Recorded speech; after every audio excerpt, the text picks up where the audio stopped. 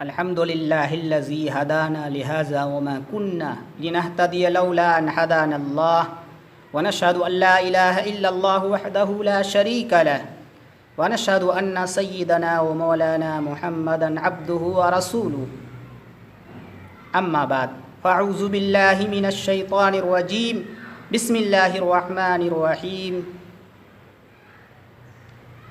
يا أيها الذين آمنوا اتقوا الله وذروا ما بقي من الربا إن كنتم مؤمنين وقال تعالى في موضع آخر يمحق الله الربا ويربي الصدقات والله لا يحب كل كفار أثيم قال النبي صلى الله عليه وسلم لا يأتين على الناس زمان لا يبقى أحد إلا أكل الربا فإن لم يأكله سابه من بخاره أو كما قال عليه الصلاة والتسليم السلام علیکم ورحمۃ اللہ وبرکاتہ۔ محترم ناظرین، آج میں آپ حضرات کے سامنے سود کے شرعی کیا حکم ہے، سودی کاروبار کرنے والوں کے بارے میں قرآن و حدیث کے اندر کیا کیا وعیدیں، کیا کیا تاکیدیں آئی ہے، اس کا تذکرہ کروں گا۔ اللہ رب العزت نے مسلمانوں کو حلال اور جائز طریقے سے مال کمانے اور حلال اور جائز طریقے سے مال کو استعمال کرنے کا حکم فرمایا ہے۔ اللہ رب العزت نے سورہ بقرہ آیت نمبر 168 کے اندر فرمایا یا ایھا الناس کلوا مما فی الارض حلالا طیبا، اے لوگو ان چیزوں میں سے کھاؤ جو زمین سے اگے، جو زمین سے نکلے، پاکیزہ اور حلال، ولا تتبعوا خطوات الشیطان، اور شیطان کے نقش قدم پر مت چلو۔ اسی طرح اللہ رب العزت نے سورہ نحل پارہ 14 کے اندر آیت نمبر 114 کے اندر فرمایا فَكُلُوا مِمَّا رَزَقَكُمُ اللَّهُ حَلَالًا طَيِّبًا، کہ کھاؤ جو تمہیں اللہ رب العزت نے حلال اور پاکیزہ اور جائز طریقے سے اللہ رب العزت نے تمہیں عطا فرمایا ہے، اس چیز میں سے کھاؤ۔ وَاشْكُرُوا نِعْمَتَ اللَّهِ، اور اللہ کی نعمتوں کا شکر گزار بھی بنو، ان کنتم ایاہ تعبدون، اگر تم اللہ کی عبادت کرتے۔ ان دونوں آیتوں کے اندر اللہ رب العزت نے حلال طریقے سے مال کمانے اور اس کے استعمال کی اجازت مرحمت فرمائی۔ اسی طرح اللہ رب العزت نے حرام طریقے سے مال کمانے اور اس کے استعمال کی ممانعت فرمائی ہے۔ سورہ بقرہ آیت نمبر 188 کے اندر اللہ رب العزت نے فرمایا وَلَا تَأْكُلُوا أَمْوَالَكُمْ بَيْنَكُمْ بِالْبَاطِلِ، اے لوگو تم آپس کے مال کو ناجائز اور حرام طریقے سے مت کھاؤ۔ اس آیت کی شان نزول یہ ہے کہ دو صحابہ کرام آپس میں زمین کے معاملے میں جھگڑ پڑے، جس کا مقدمہ آپ صلی اللہ علیہ وسلم کی عدالت میں پیش ہوئی۔ آپ صلی اللہ علیہ وسلم مدعی کے پاس گواہ نہیں تھا، آپ نے مدعا علیہ سے فرمایا قسم کھاؤ۔ جب مدعا علیہ قسم کھانے لگے تو آپ صلی اللہ علیہ وسلم نے قسم کھا کر مال لینے والوں کے بارے میں جو وعید ہے اس وعید کا تذکرہ فرمایا۔ تو صحابی جو مدعا علیہ تھے قسم کھانے سے پرہیز کرنے لگے، انہوں نے مدعا کو وہ زمین لوٹانے پر آمادہ ہو گئے۔ تو آپ صلی اللہ علیہ وسلم پر یہ آیت نازل ہوئی وَلَا تَأْكُلُوا أَمْوَالَكُمْ بَيْنَكُمْ بِالْبَاطِلِ، اے لوگو تم آپس کے مال کو حرام اور ناجائز طریقے پر مت کھاؤ۔ اللہ رب العزت نے اس آیت کے اندر حرام اور ناجائز طریقے سے مال کمانے اور اس کے استعمال کی ممانعت بڑے جامع انداز میں اللہ رب العزت نے بڑے واضح انداز میں فرمایا۔ اس سے رشوت، چوری، ڈاکہ، سود اور جوا وغیرہ ناجائز ذرائع حرام اور ممنوع ہو جاتے ہیں کہ مسلمانوں کو ناجائز ذرائع آمدنی سے، ناجائز طریقے سے مال کمانے اور مال حاصل کرنے، اس کے استعمال سے بچنا چاہیے۔ ناجائز طریقے سے مال کمانے اور اس کے استعمال کے اندر سود بھی آتا ہے۔ سود شریعت کے اندر ناجائز ہے، حرام ہے۔ اللہ رب العزت نے اس کو حرام فرمایا۔ ابتدا اسلام کے اندر جس طرح شراب حلال تھا، شراب کے بارے میں کوئی حکم نازل نہیں ہوا تھا، اسی طرح سود، ربا بھی عرب کے اندر اس کا رواج عام تھا۔ لوگ سودی کاروبار کرتے تھے جاہلیت عرب کے اندر۔ جب یہ آیت نازل ہوئی سود کی حرمت کی تو صحابہ کرام رضی اللہ عنہم اجمعین نے اس معاملات کو ترک فرمایا۔ چنانچہ اللہ رب العزت نے سود خور کے انجام بد اور محشر میں اس کی رسوائیوں کا تذکرہ فرمایا ہے۔ سورہ بقرہ پارہ 3 آیت نمبر 275 کے اندر اس کا تذکرہ اللہ رب العزت نے فرمایا، الذین یأکلون الربا، وہ لوگ جو سود کھاتے ہیں۔ یہاں اللہ رب العزت نے سود کھانے کا لفظ کا ذکر فرمایا، اس کا تذکرہ فرمایا کہ جو چیز کھائی جاتی ہے، اس کے اندر یہ اشارہ ہے کہ جو چیز کھائی جاتی ہے وہ واپس نہیں آتی۔ یہاں سود کھانے سے مراد سود کی رقم کو استعمال کرنا، سود کھانے سے مراد سود لینا، سود دینا، یہ تمام چیزیں داخل ہیں۔ جو چیز کھائی جاتی ہے وہ واپس نہیں آتی، مراد مطلق تصرف اور قبضہ ہے کہ آپ سود کھائیں یا سود کی رقم کو گھروں میں لگائے یا فرنیچر کے کام میں لگائے یا اسی طرح کوئی اور ضروریات میں لگائے، ہر طرح کی چیزیں اس کے اندر داخل ہیں۔ اللہ رب العزت نے فرمایا الذین یأکلون الربا، وہ لوگ جو سود کھاتے ہیں، لا یقومون کما یقوم الذی یتخبطہ الشیطان من المس، وہ بروز قیامت جب میدان محشر کی طرف جائیں گے، قبروں سے اٹھیں گے، وہ اس طرح کھڑے ہوں گے جیسا کہ وہ شخص کھڑا ہوتا ہے جس کو شیطان نے لپٹ کر خپتی بنا دیا، شیطان نے لپٹ کر اس کے ہوش و حواس کو اڑا دیا۔ کہ سود خور جب بروز قیامت قبروں سے اٹھیں گے تو اس حالت میں اٹھیں گے کہ وہ پاگل اور دیوانہ ہوگا۔ اس آیت سے یہ بات معلوم ہوئی کہ شیطان اور جنات کے اثر سے انسان مجنون اور دیوانہ ہو سکتا ہے۔ حافظ ابن قیم جوزی رحمۃ اللہ علیہ نے لکھا ہے کہ اطباء اور فلاسفہ نے بھی اس کو تسلیم کیا ہے کہ سرا یعنی بے ہوشی کے مختلف اسباب ہیں، مختلف سبب سے بے ہوش انسان ہو سکتا ہے، اور بسا اوقات بعض اوقات شیطان و جنات کے اثر سے بھی آدمی بے ہوش ہو سکتا ہے۔ تو اللہ رب العزت نے فرمایا کہ جس طرح شیطان اور جنات کے اثر سے انسان بے ہوش ہوتا ہے، ایسے ہی جب بروز قیامت وہ قبروں سے اٹھیں گے سود خور، تو ایسے ہی پاگل اور مجنون اور دیوانہ بن کر اٹھیں گے۔ اور اللہ رب العزت کسی کو کوئی سزا دیتے ہیں تو جرم اور سزا میں مطابقت ہوتی ہے، جرم اور سزا میں مطابقت ہوتی ہے۔ تو اللہ رب العزت سود خور کو یہ سزا اس لیے دیں گے کہ جو شخص سود کھاتا ہے وہ دنیا کے اندر نہ کسی غریب پر رحم آتی ہے، نہ کسی کی پرواہ کرتا ہے، وہ مجنون اور دیوانہ کی طرح دنیا میں رہتا ہے، کسی کی پرواہ نہیں ہوتی۔ اللہ رب العزت اسی کے نتیجے میں یہ سزا انہیں دیں گے۔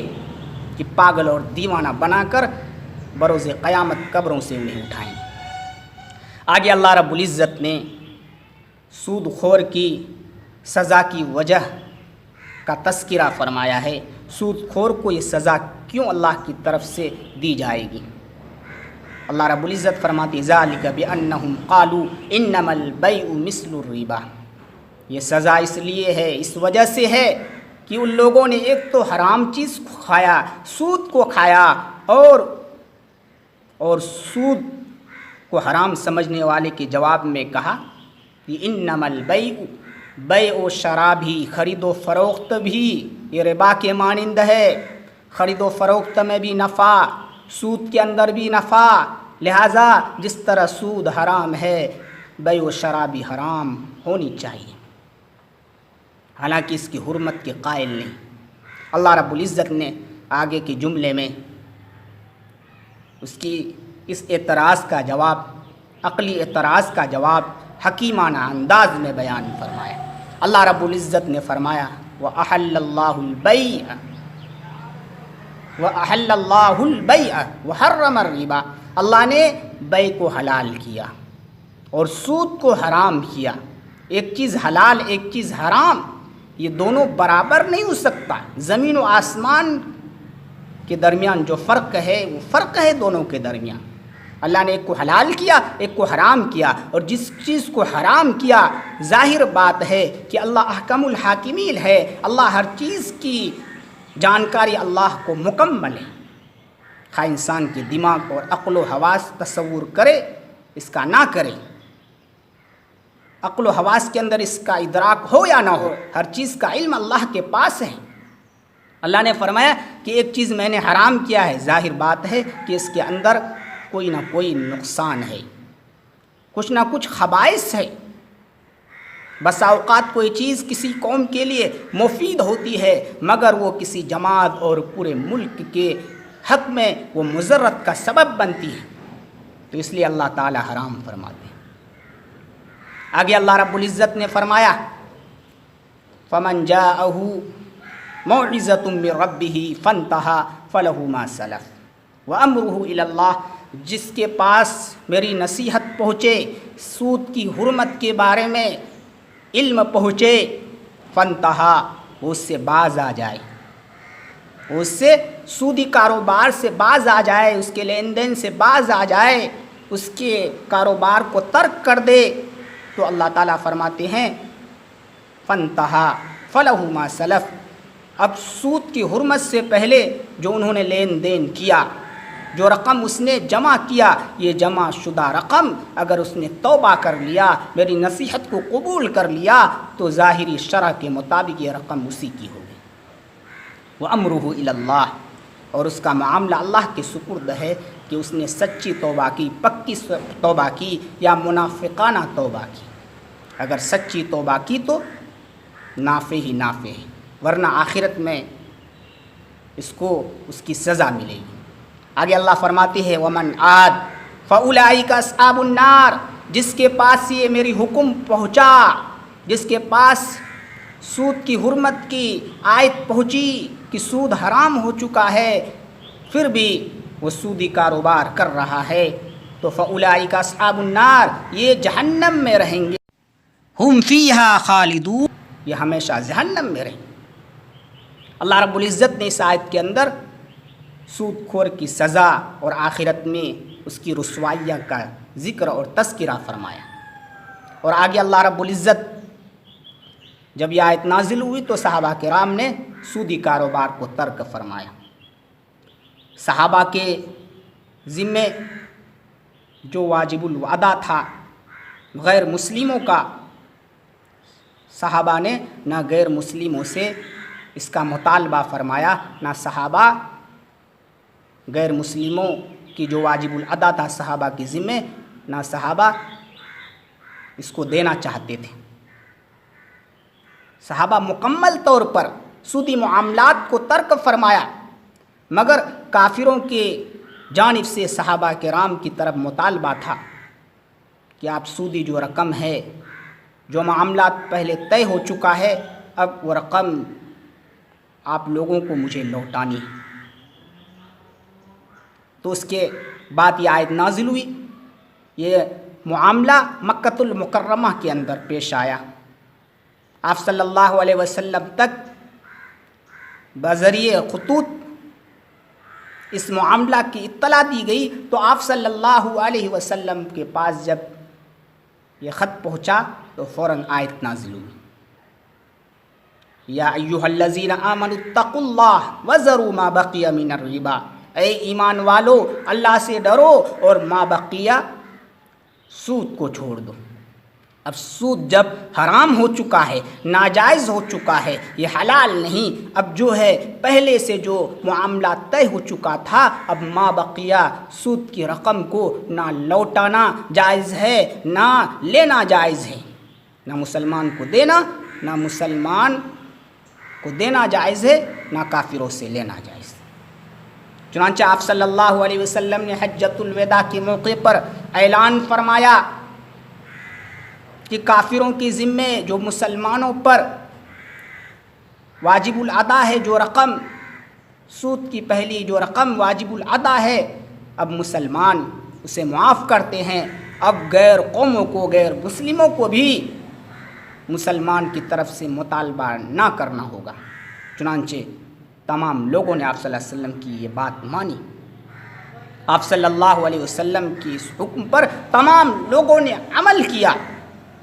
آگے اللہ رب العزت نے فرمایا کہ یا ایھا الذین آمنوا اتقوا اللہ وذروا ما بقی من الربا ان کنتم مؤمنین. اے ایمان والو، اگر تم پکا سچا ایمان والے ہو، اگر تم مسلمان ہو، اگر تم مومن ہو. اللہ رب العزت نے ایمان کا واسطہ دے کر فرمایا کہ اگر تم ایمان والے ہو تو ما بقیہ سود کو بھی چھوڑ دو، سود کے معاملات کو مکمل طور پر ترک کر دو. آگے اللہ نے فرمایا فَإِن لَّمْ تَفْعَلُوا فَأْذَنُوا بِحَرْبٍ مِّنَ اللَّهِ وَرَسُولِهِ.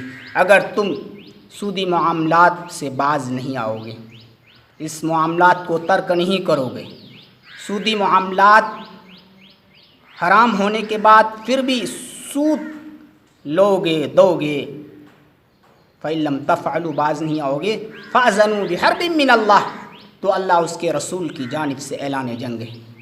اللہ رب العزت نے قرآن کریم کے اندر زنا کا تذکرہ فرمایا، ناحق قتل کرنے کا تذکرہ فرمایا، مگر کسی گناہ کے اندر اللہ رب العزت نے یہ نہیں فرمایا کہ اللہ اس کے رسول کی طرف سے اعلان جنگ ہے. زنا کرو گے تو اللہ اس کے رسول کی طرف سے اعلان جنگ، یا ناحق کسی کو قتل کرو گے تو اللہ اس کے رسول کی طرف سے اعلان جنگ. مگر سود کے بارے میں اللہ رب العزت نے فرمایا کہ اے ایمان والو، اگر تم مسلمان ہو تو سود سے باز نہیں آؤ گے، پھر بھی سود لوگے تو یاد رکھو اللہ اس کے رسول کی طرف سے اعلان جنگ ہے. تم اللہ اس کے رسول کی طرف سے لڑنے کے لیے تیار ہو جاؤ، جنگ کرنے کے لیے تیار ہو جاؤ. اللہ اکبر.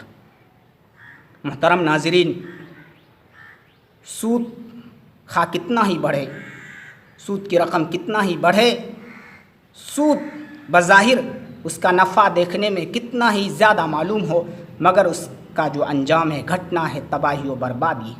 اللہ رب العزت نے اس کا تذکرہ سورہ بقرہ پارہ 3 آیت نمبر 276 کے اندر فرمایا ہے. یمحق اللہ الربا ویربی الصدقات.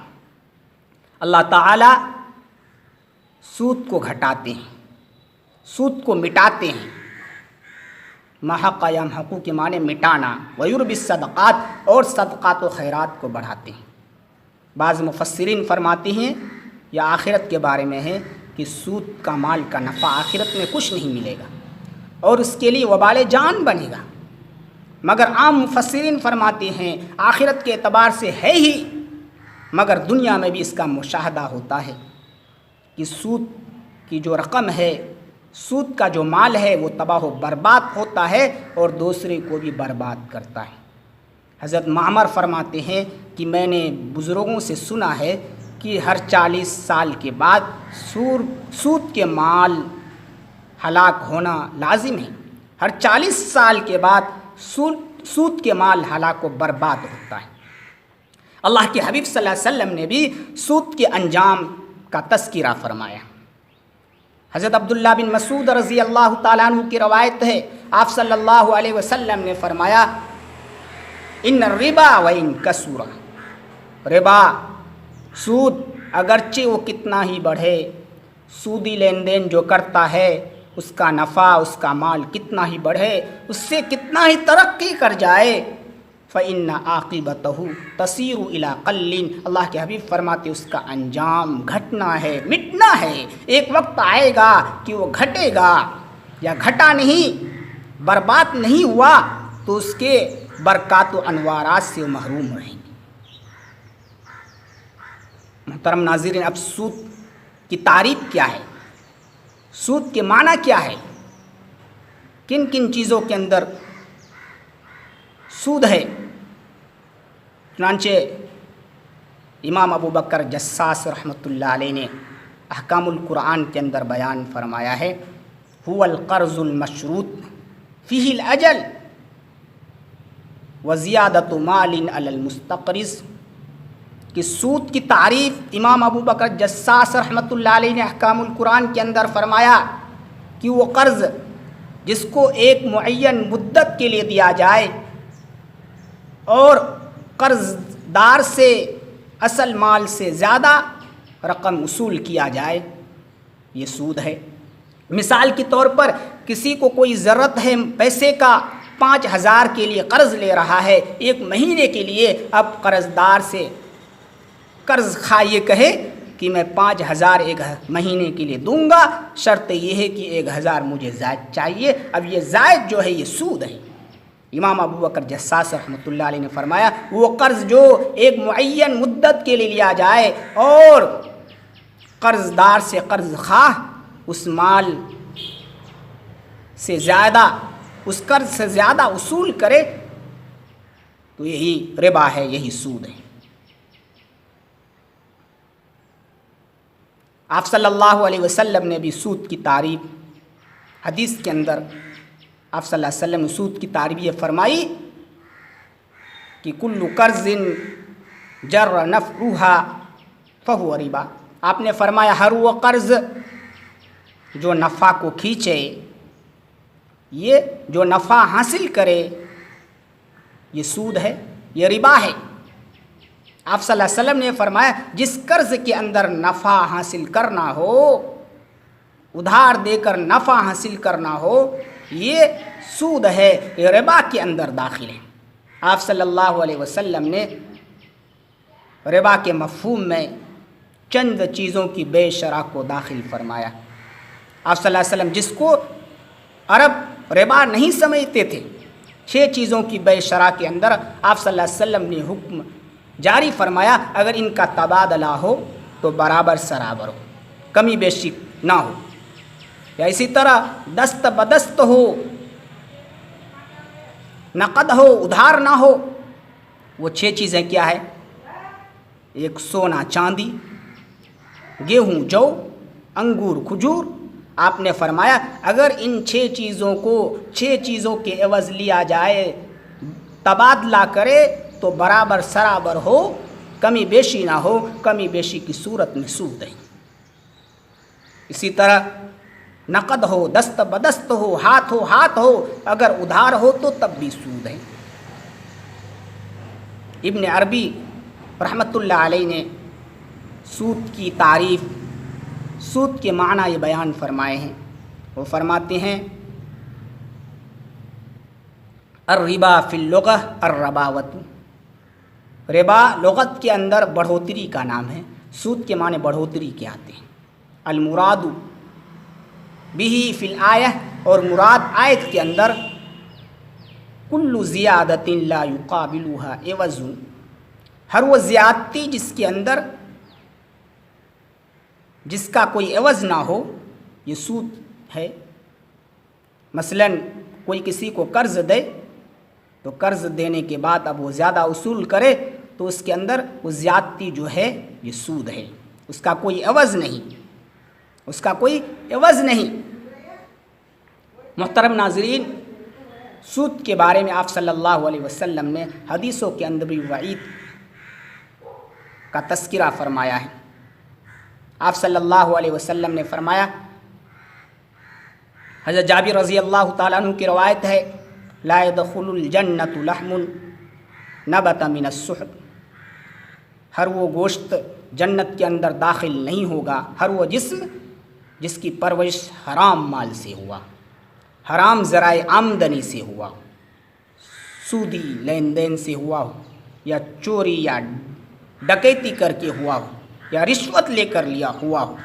وَكُلُّ لَحْمٍ نَبَتَ مِنَ السُّحْتِ كَانَتِ النَّارُ أَوْلَىٰ بِهِ، ہر وہ گوشت جو حرام مال سے پرورش پائے یہ جہنم کے زیادہ حقدار ہے۔ آپ صلی اللہ علیہ وسلم نے فرمایا یاتی علی الناس زمان لا یبالی المرء ما اخذ منہ امن الحلال امن الحرام، لوگوں پر ایک ایسا زمانہ آئے گا کہ لوگ اس کی تفتیش نہیں کریں گے اس کے پاس جو مال آیا ہے حلال ہے یا حرام ہے، جائز ہے یا ناجائز ہے، اس کی تمیز لوگوں کے درمیان سے ہٹ جائے گی، ختم ہو جائے گی۔ وہی زمانہ آ چکا ہے۔ ہمارے پاس کہاں سے مال آ رہا ہے، ہماری ذرائع آمدنی کیا ہے، حلال ہے یا حرام ہے، رشوت ہے یا چوری ہے یا ڈاکہ ہے یا سود ہے، اس کی تفتیش کرنا مسلمان ضروری نہیں سمجھتے۔ اور آپ صلی اللہ علیہ وسلم نے فرمایا لا یأتین علی الناس زمان لا یبقى احد الا اکل الربا، لوگوں پر ایک ایسا زمانہ آئے گا کہ تمام لوگ سود کھائیں گے، سودی کاروبار کریں گے، رشوت لیں گے، سود لیں گے، سود دیں گے، سود کو لکھیں گے، سود پر گواہ بنیں گے۔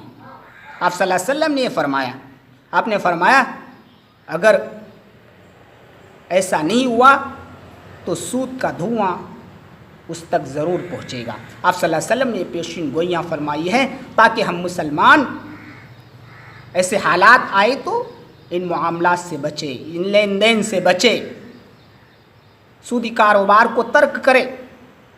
آپ صلی اللہ علیہ وسلم نے سود کھانے والے، سود لینے والے، سود دینے والے، سود پر گواہ بننے والے، سودی معاملات کو لکھنے والے پر لعنت فرمائی۔ حضرت جابر رضی اللہ تعالیٰ عنہ کی روایت ہے لعن رسول اللہ صلی اللہ علیہ وسلم آکل الربا ومؤکلہ، آپ صلی اللہ علیہ وسلم نے سود کھانے والے، سود لینے والے، ومؤکلہ سود کھلانے والے یعنی سود دینے والے، وکاتبہ لکھنے والے، سودی معاملات کو لکھنے والے، وشاہدی اور سودی معاملات پر دو گواہ بننے والے، جو دو گواہ ہے اللہ کے حبیب صلی اللہ علیہ وسلم نے۔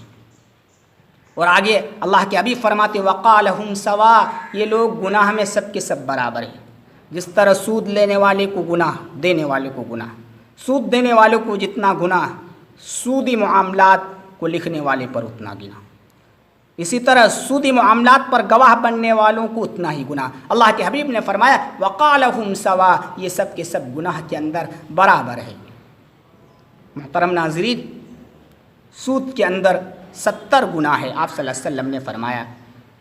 آپ صلی اللہ علیہ وسلم فرماتے ہیں الربا 70 جزءا، سود کے اندر 70 گناہ ہے، وَأَيْسَرُهَا أَن يَنكِحَ الرَّجُلُ أُمَّهُ، اور سب سے ہلکا گناہ، سب سے کم درجہ کا آدمی اپنے ماں کے ساتھ بدکاری کرے، یہ ادنا درجہ کا گناہ ہے، اپنے ماں کے ساتھ زنا کرے، یہ ادنا درجہ گناہ ہے۔ آپ صلی اللہ علیہ وسلم نے شب معراج کے اندر جنت و جہنم کا مشاہدہ فرمایا۔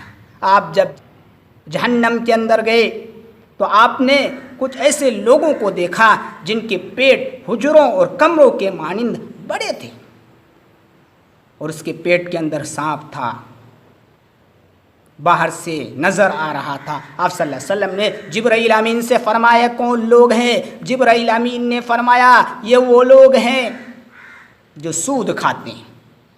آپ نے شب معراج کے اندر سود خور کو عذاب کے اندر مبتلا ہوتے ہوئے دیکھا۔ محترم ناظرین، الغرض سود حرام ہے، ناجائز ہے، اس سے حتی الامکان انسان پرہیز کرے۔ آج کیا ہو رہا ہے؟ لوگوں کے پاس بچیاں ہیں، اللہ نے بچیاں دی ہے، بچیاں اللہ کی نعمت ہے، اس کی فکر ہونی چاہیے شادی کی، مگر لوگ اس کو بوجھ سمجھ کر بچپن سے اس کے نام پر سودی کاروبار کر رہے ہیں، پیسے جمع کر رہے ہیں تاکہ اس کی شادی کے وقت پیسے نکال کر اس شادی کے اخراجات کو پوری کر سکے۔ یہ غلط ہے۔ اگر آپ کو جمع ہی کرنا ہے، آپ اس بچی کے نام پر ایک اکاؤنٹ بنائیے، پیسے جمع کیجئے، انشاءاللہ اس کے اندر برکت ہوگی۔ آپ کے جو شادی کے اسباب ہے اللہ تعالیٰ اس کو ضرور پورا فرمائیں گے، اس کے اندر برکت بھی ہوگی۔ آپ سودی لین دین کر کے بچیوں کے نام پر، شادی کے نام پر، اس کے اخراجات کے نام پر یہ کاروبار کر رہے ہیں، اس کے اندر برکت بھی نہیں اور ہلاکت لازمی ہے۔ آج مسلمان سود سے پرہیز نہیں کرتا، ہر شخص سودی کاروبار کے اندر ملوث ہے۔ اللہ سے دعا کرے کہ اللہ تعالی ہم آپ کو سننے سے زیادہ عمل کی توفیق مرحمت فرمائے۔ اس کے اندر سود کے جو شرعی حیثیت ہے وہ بتلائی گئی ہے، اور سود خور کا کیا عذاب ہے، اور سود کھانے والوں کے بارے میں قرآن و حدیث کے اندر کیا وعیدیں اور تاکید آئی ہے، اس کا تذکرہ ہوا ہے۔ اللہ تعالی ہم آپ کو سننے زیادہ عمل کی توفیق مرحمت فرمائے۔